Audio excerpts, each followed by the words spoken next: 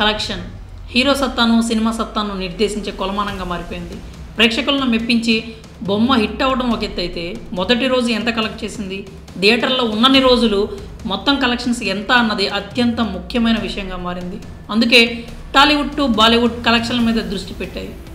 కలెక్షన్లను సాధించే విషయంలో బాలీవుడ్లోని ఓ mafia gang ఎత్తులు పై ఎత్తులు వేస్తూ ఉంటుంది. ఈ నేపథ్యంలోనే తమ సినిమాలకు ఏ సినిమా పోటీ వచ్చినా పగబడుతుంది. ముఖ్యంగా సౌత్ నుంచి ఏ సినిమా అయినా వస్తే తొక్కేయాలని చూస్తూ ఉంటుంది. తాజాగా సలార్ విషయంలో ఇదే జరిగింది.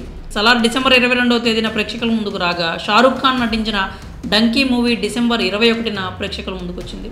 రెండు సినిమాల మధ్య థియేటర్ల విషయంలో గొడవ మొదలైంది. డంకీ సినిమా నిర్మాతలు సలార్కు నార్త్లో థియేటర్లు దొరకకుండా చేయడానికి విశ్వ ప్రయత్నాలే చేశారు.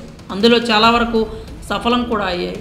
సౌత్తో పోలిస్తే నార్త్లో సలార్కు ఎక్కువ క్రేజ్ ఉన్నా కూడా థియేటర్లు ఎక్కువగా దొరకలేదు. అయినప్పటికీ సలార్ వసూళ్లను ఆపడం డంకీ తరం కాలేదు.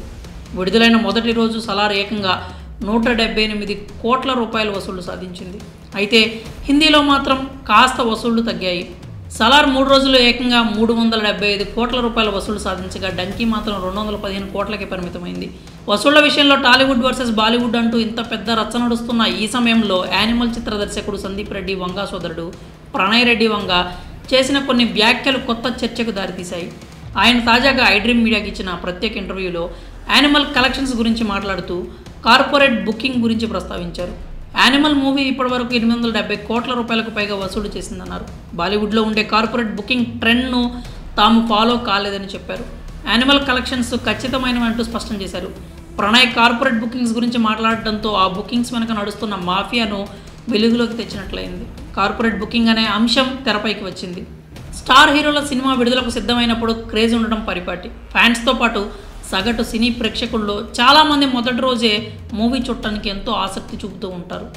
బుకింగ్స్ అందుబాటులోకి రాగానే ఎగబడి టికెట్స్ కొనేస్తూ ఉంటారు.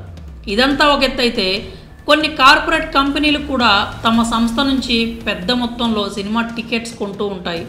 సంస్థ స్థాయిని బట్టి టికెట్స్ బుక్ చేస్తూ ఉంటుంది. తమ కంపెనీలో పనిచేసే ఉద్యోగులకు వాటిని కానుకగా ఇస్తూ ఉంటాయి. దీన్నే కార్పొరేట్ బుకింగ్ అంటారు. అయితే ఈ కార్పొరేట్ బుకింగ్ బాలీవుడ్లో పెద్ద మాఫియాగా మారిపోయింది. బాలీవుడ్ కాంత్రయంతో పాటు మరికొంతమంది కలెక్షన్స్ కోసం కార్పొరేట్ బుకింగ్ను ఆశ్రయిస్తున్నారు. సినిమా విడుదల సమయంలో కొన్ని కంపెనీల నుంచి వీరే పెద్ద మొత్తంలో టికెట్స్ కొంటారు. సాధారణంగా అయితే ఆయా కంపెనీలు డిస్కౌంట్ రేటుకు టికెట్లు తీసుకుంటూ ఉంటాయి. కానీ ఇక్కడ మాత్రం సాధారణ టికెట్ ధర కంటే ఎక్కువ మొత్తం డబ్బులు ఇచ్చి టికెట్స్ను కొంటూ ఉంటారు. ఒక్కో టికెట్ ధర మార్కెట్లో 100 రూపాయలు ఉంటే వీళ్ళు మాత్రం 1000 రూపాయలు ఇచ్చి టికెట్ కొంటున్నారు. దీని కారణంగా కలెక్షన్స్ పెరిగిపోతూ ఉన్నాయి. బాలీవుడ్లో సూపర్ స్టార్లుగా వెలుగొందుతున్న చాలామంది ఈ ప్రాసెస్ను ఎక్కువగా ఫాలో అవుతున్నారు. ఒక రకంగా దొంగ కలెక్షన్స్ను తమ ఖాతాలో వేసుకుంటున్నారు. ఈ మాఫియా కారణంగా బాలీవుడ్లోని స్టార్ నిర్మాతలు హీరోలు చాలా రకాలుగా లాభపడుతున్నారు. కొన్నిసార్లు స్పెషల్ టికెట్లు కూడా అందుబాటులోకి వస్తూ ఉంటాయి. ఇవి సాధారణ టికెట్ కంటే కూడా భారీ ధర ఉంటాయి.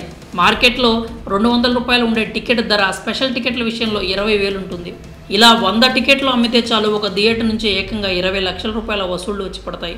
బాలీవుడ్లో అట్టర్ ఫ్లాప్ అయిన స్టార్ల సినిమాలు భారీ కలెక్షన్స్ కొల్లగొట్టడం వెనక రహస్యం ఇదేనని సోషల్ మీడియాలో పెద్ద ఎత్తున చర్చ జరుగుతోంది. ఓ నెటిజన్ జవాన్ విడుదల సమయంలో షారుఖ్ ఖాన్కు ఇదే ప్రశ్న సంధించాడు. దీంతో షారుఖ్ ఖాన్ సీరియస్ అయ్యాడు. చెత్తవాగుడు వాగద్దంటూ ఇండైరెక్ట్గా మండిపడ్డాడు. నిజానికి కార్పొరేట్ బుకింగ్స్ ద్వారా బాగా లాభపడ్డ హీరో అంటే ముందుగా అందరి చూపులు షారుఖ్ ఖాన్ వైపే మలుతాయి. ఎందుకంటే షారుఖ్ మూవీకి కార్పొరేట్ బుకింగ్స్ ఒక రేంజ్లో జరుగుతూ ఉంటాయి. బీటౌన్లో షారుఖ్ క్రేజ్కి ఇది నిదర్శనంగా ఒక వర్గం చెప్తూ ఉంటుంది. కానీ గ్రౌండ్ లెవెల్ రియాలిటీ వేరు అన్నది మరో వర్గం వాదన. అయితే డంకీకి కూడా కార్పొరేట్ బుకింగ్ ఒక రేంజ్లో జరిగింది. ఒకవేళ వీటిని తీసేసి చూస్తే సలార్ బాలీవుడ్లో కూడా డంకీని దాటేసినట్టే అన్న వాదన వినిపిస్తోంది. ఏదేమైనా సందీప్ రెడ్డి వంగ అతని అన్నయ్య ప్రణయ్ రెడ్డి యానిమల్ కోసం బీటౌన్లో చాలా ఇబ్బందులు ఎదుర్కోవాల్సి వచ్చింది. ప్రభాస్ అంతటి స్టార్ కూడా అక్కడి థియేటర్స్ కోసం ఎదురు చూడాల్సిన పరిస్థితిని నెలకొల్పారు. ఇన్ని ఆరోపణలకు తోడు ఇప్పుడు కార్పొరేట్ బుకింగ్ మాఫియాపై కూడా చర్చ రావడంతో బీటౌన్ సో కాల్డ్ స్టార్స్కి దిక్కుతోచడం లేదట. ఇన్నాళ్ళు అక్కడ మౌనంగా ఉండిపోయిన లోకల్స్ కూడా ఇప్పుడు మన తెలుగు వారితో చేతులు కలుపుతున్నారు. మరి ఈ కార్పొరేట్ బుకింగ్ మాఫియా ఆగడాలపై మీ అభిప్రాయాలు ఏంటో కామెంట్స్ రూపంలో తెలియజేయండి.